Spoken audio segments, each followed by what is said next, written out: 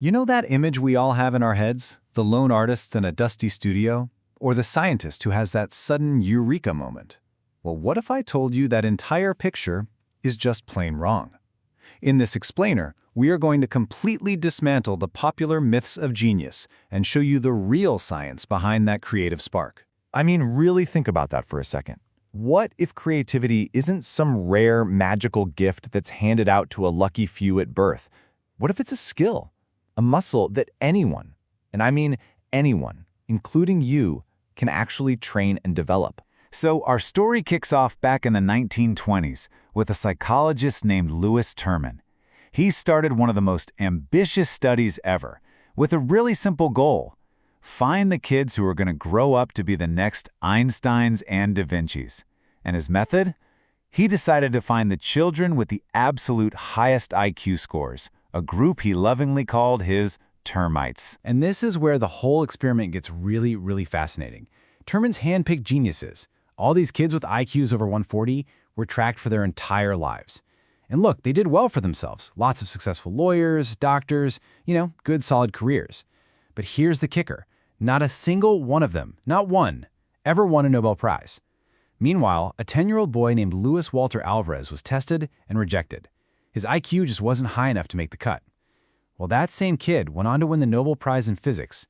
And not only that, he also helped develop crucial radar systems during World War II, worked on the Manhattan Project, and even helped figure out that an asteroid impact killed the dinosaurs. I mean, come on. It's the ultimate proof that a high IQ is not the same thing as genius. So let's get into it. Part 1.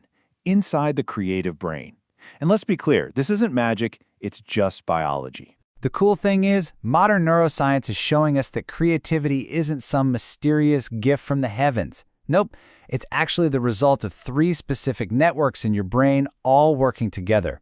So think of it less like a talent you either have or you don't, and more like an orchestra playing inside your head, an orchestra that you can actually learn to conduct. Okay, so let's meet the players in this brain orchestra. First up, you've got the daydreaming network. This is what fires up when your mind is just wandering, making all these loose, weird, and wonderful connections. It's your brain on a walk, in the shower, just chilling out. Then you've got the focus network. This is your inner CEO. It's the part that kicks in when you need to buckle down, concentrate, and evaluate those wild ideas from your daydreaming session.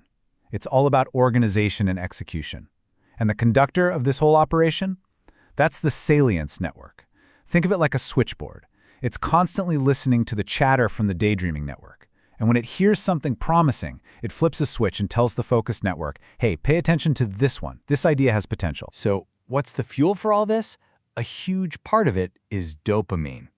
Now, we usually call it the pleasure chemical, but it's much more accurate to call it the exploration chemical.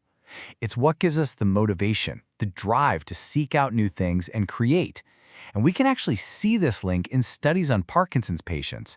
Some of their medications reduce dopamine, and when that happens, their creative drive often takes a nosedive too.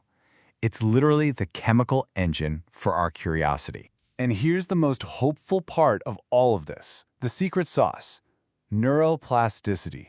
This is just the brain's incredible, mind-blowing ability to rewire itself based on what you do and what you experience.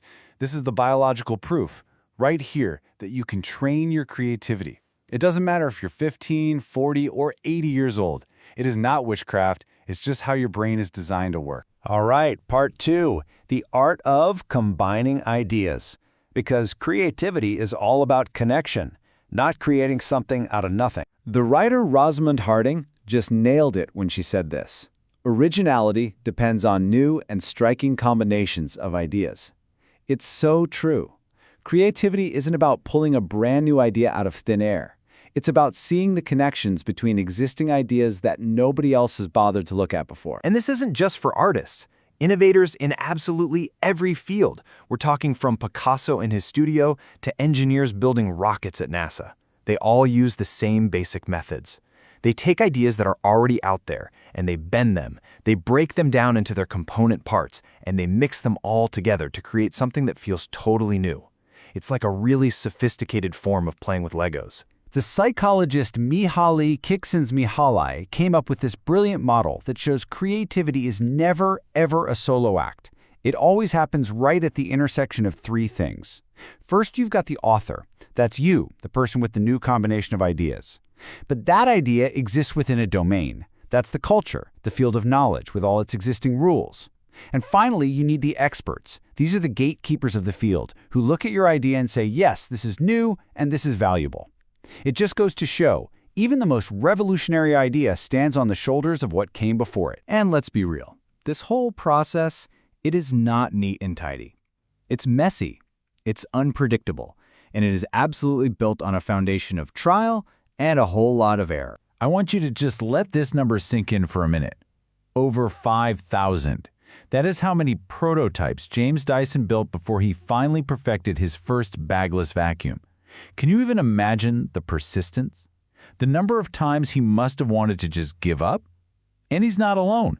We all know the stories about Thomas Edison and the thousands of materials he tried for the light bulb. This is the real story of creation. It's not about one single flash of genius.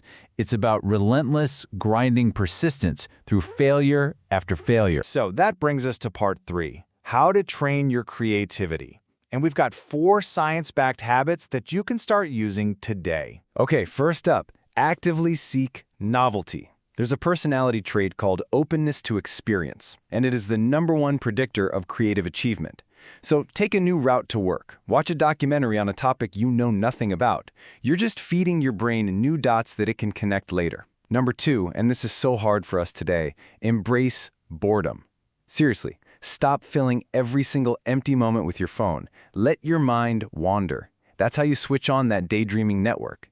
There's a biological reason great ideas come to us in the shower, not while we're staring at our inbox. 3, just walk. It sounds way too simple, but study after study shows that walking boosts creative thinking. It gets the blood flowing and activates those neural pathways. And finally, journal without a filter. Just write. Putting your thoughts on paper with intention helps your brain process everything that's swirling around in there, clearing out the mental clutter so new ideas have space to show up. So, the next time you feel that wall, that creative block, I want you to ask yourself this question. Is it really a lack of talent? Or is it way more likely that you're just stressed out, saturated with information, and completely overstimulated? The problem probably isn't you, it's the state you're in. Your brain just needs a chance to breathe. I'm going to leave you with this final thought. It's a quote that just perfectly sums up this entire idea. When you have exhausted all the possibilities, remember this: you haven't. Your creative potential isn't some finite resource that you can use up. It's a vast, unexplored territory, and you've only just started drawing the map.